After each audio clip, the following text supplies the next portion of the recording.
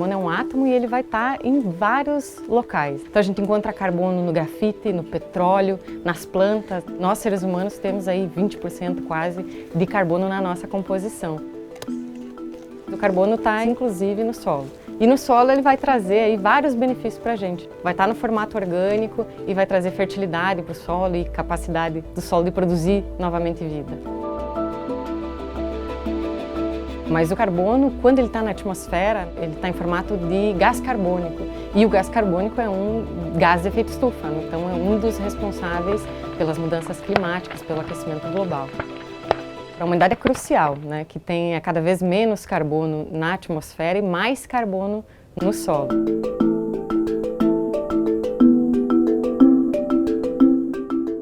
No MapBioma Solo, a gente está tentando entender, compreender e quantificar, né, quanto carbono está estocado no solo brasileiro, na camada superficial. O gás carbônico que está na atmosfera, ele vai ser captado pelas plantas através da fotossíntese, né? Então, dentro da planta, esse carbono ele é transformado em biomassa vegetal, em folha, em galho, em resíduo, né? A folha começa a cair, frutos caem, ficam depositados ali no solo e é ali no solo que começa o processo que a gente chama de ciclagem desse nutriente. Ou seja, os organismos que vivem ali começam a se alimentar daquele material e ao fazer isso começam a incorporar carbono no solo. E é aí que começa o processo de estocar carbono. Quando a gente desmata uma área, não vai mais ter material para ser depositado no solo para esses organismos se alimentar.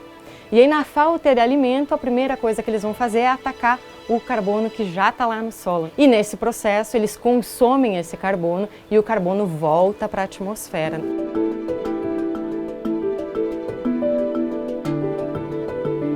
Só pela cor aqui, a gente já consegue, né, identificar, né, a quantidade de carbono.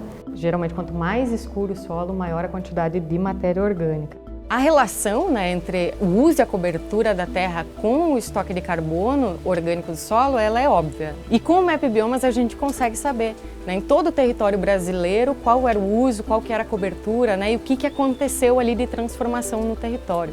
O que a gente faz dentro do MapBioma Solo é relacionar informações pontuais, dados de campo que foram coletados lá no campo, que mediram o conteúdo de carbono orgânico do solo, com os dados de cobertura. E a partir dessas relações a gente consegue computar quanto tem de estoque em cada lugar do país.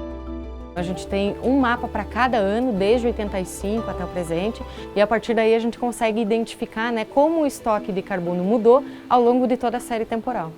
Mas o Brasil tem um tamanho continental, a gente não consegue visitar cada lugar dele para coletar a amostra.